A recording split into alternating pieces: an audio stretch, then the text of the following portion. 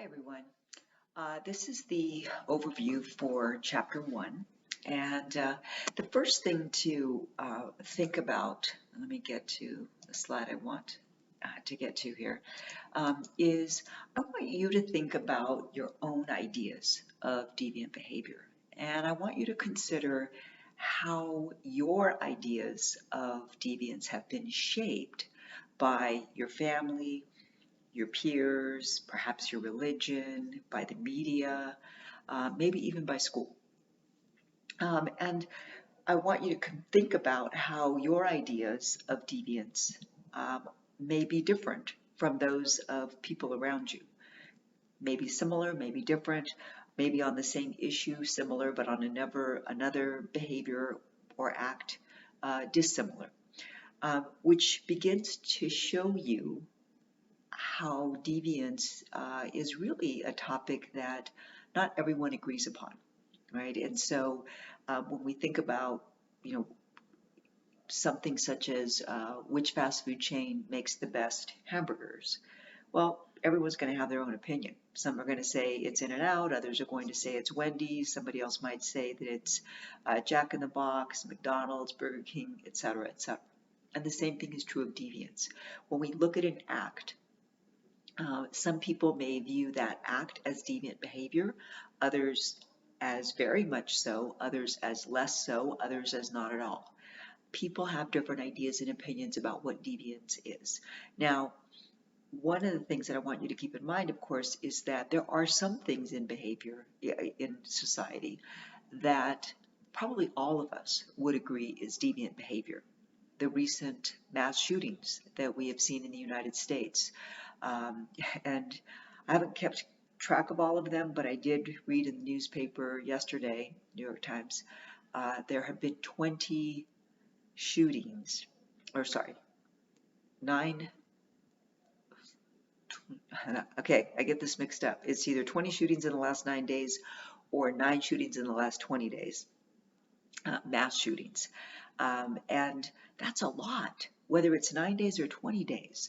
We're the only nation that has as much gun violence as we do. The only nation that is a post-industrialized nation like our own. And so that could conclude people from the outside, people in other countries, looking at the United States to think, wow, the U.S. is a really deviant society. There's a lot of gun violence. People living here in the U.S. may or may not agree with that. Okay? And so, again, it depends on who you are, what your experiences are, as well as your influences, the influences of the society around you as to what you consider to be deviant behavior. Now we switch to, what do sociologists think is deviant behavior? Well, sociologists aren't any better at agreeing. There are various definitions, and depending upon the type of sociologist you are, you view deviance as A or B or possibly C. And so, as I said in the welcome video, that's what makes this such a fascinating discipline or a particular study within the discipline, because it's always changing and people don't always agree as to what deviance is. So first of all, let's think about how there are two major perspectives, the positivist perspective and the constructionist perspective. And the positivist perspective is the perspective that focuses more on the study of deviance as something that is real. It's intrinsically real. It's objectively real. We can all look at that thing and say, yes, that is deviant behavior. Murder might be one of those things that probably most people in society would say, yes, that's deviant behavior. That's wrong. It violates norms, it violates laws, murder's wrong. But then you might have a constructionist theorist who says, well, wait a minute. What if the government gives you a gun and sends you to another country to kill other people? Is that then deviant behavior? And so then we must pause and say, well, I guess in that case, it's not murder because our government says it's okay to do it. But what about people in the other country, or what about the person who's murdered, or the family of the person who's murdered? Wouldn't they consider that deviant behavior? You can see how the study of deviance is really a lot of gray. It's not black and white. It's really a lot of gray. And so the positivist perspective is really focused on this idea that we can study deviance much like we study a natural science, much like we study physics or chemistry or biology, that it's intrinsically real, that it's objective. Most people will agree this thing is deviant behavior. The constructionist perspective, though, which is a much newer view, positivist perspective is quite old, dating back to the 1800s. The constructionist perspective really didn't take foothold until the 1960s. And of course, you can think about what was going on in the 1960s in the United States. There was a lot of social change, lots of social movements, lots of protests and disagreements about whether or not the United States should be in Vietnam, etc.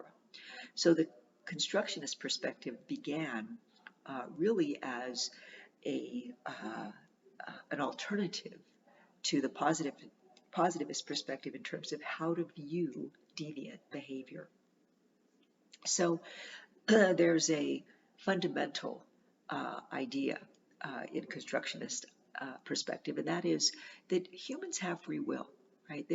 We choose to do certain things, and sometimes we choose to do things that others may consider to be bad, maybe even we consider it to be bad. But the reality is that we have free will as humans, and constructionist perspective also is very much focused on the idea that society, and most often people with power within society, are the ones who are identifying what deviance is. So we focus in constructionist perspective on social constructionism of deviance. That is, deviance is whatever the people in power within a society say it is. Quick example of this. Consider how someone who robs a 7-Eleven and maybe gets 20 bucks or whatever, that person will probably spend, assuming it's a first offense, somewhere between 3 to 5 years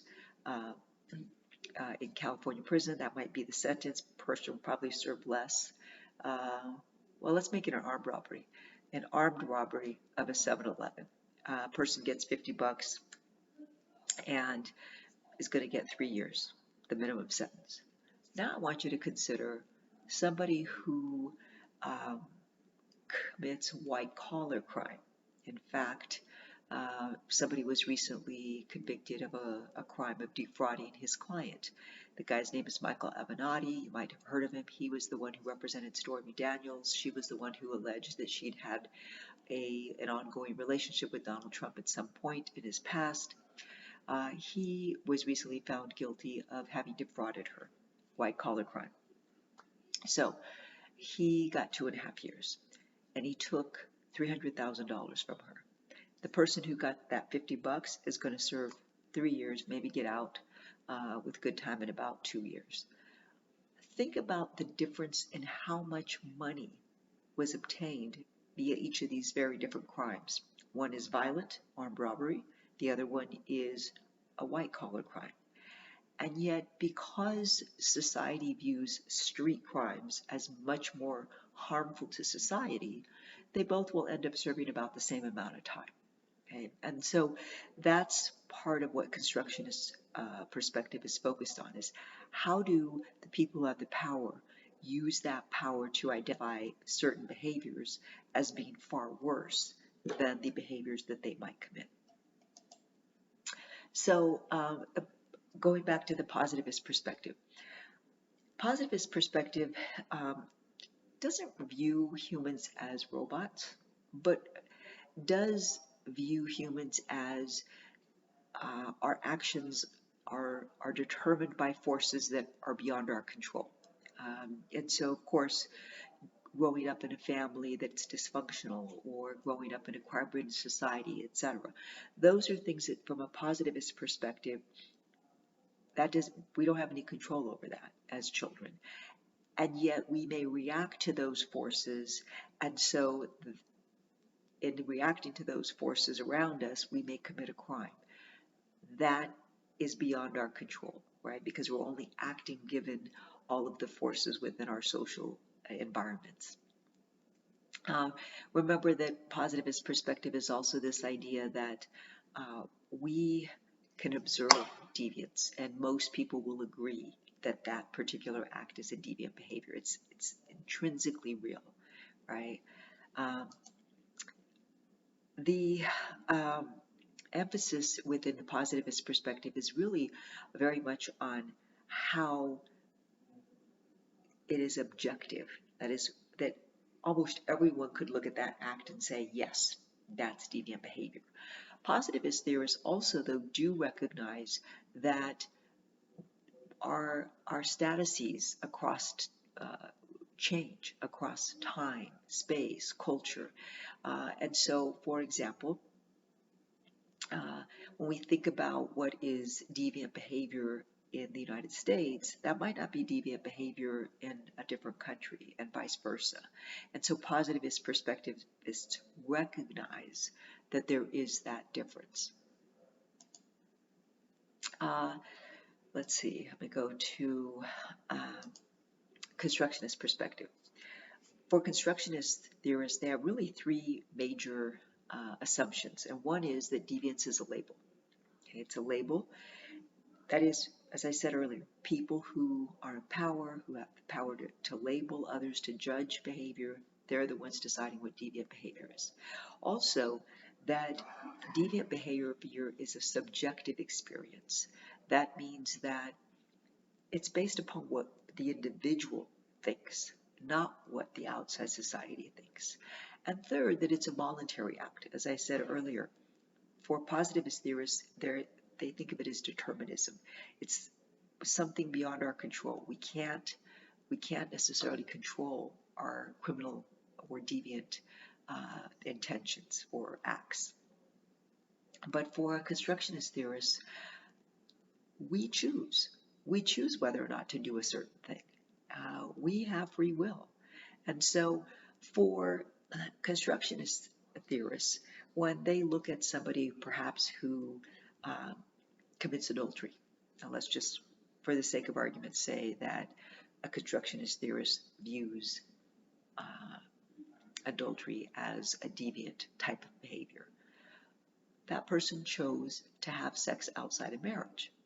However, what if, rather than a monogamous marriage, a person is in a polyamorous marriage or an open marriage, and both partners have agreed that it's okay to have sex outside of the marriage?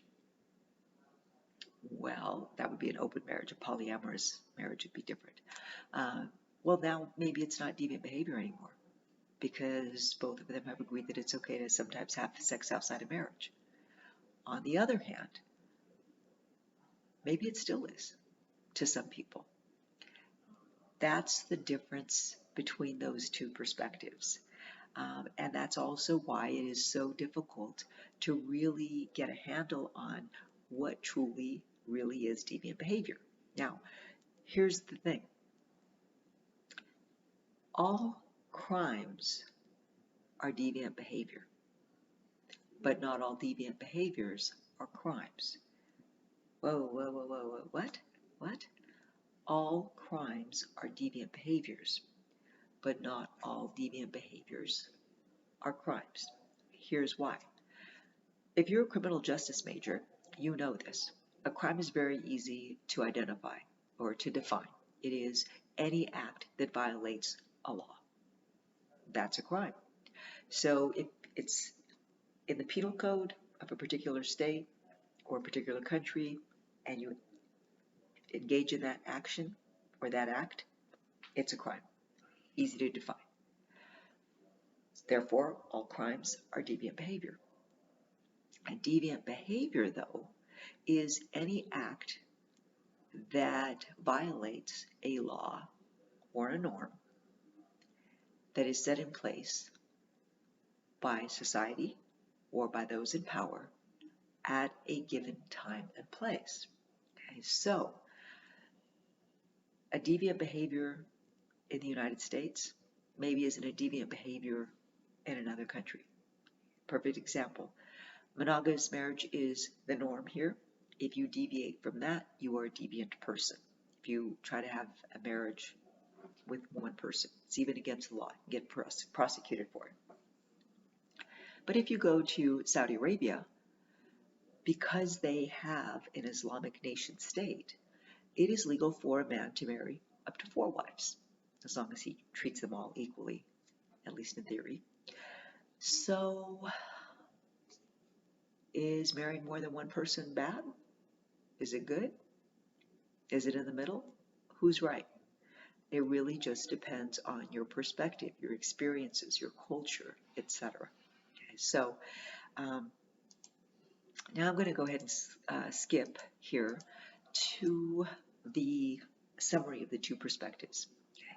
So on the positivist side, you've got the absolutism, this idea that deviance is intrinsically real. We can identify it. We know it when we see it.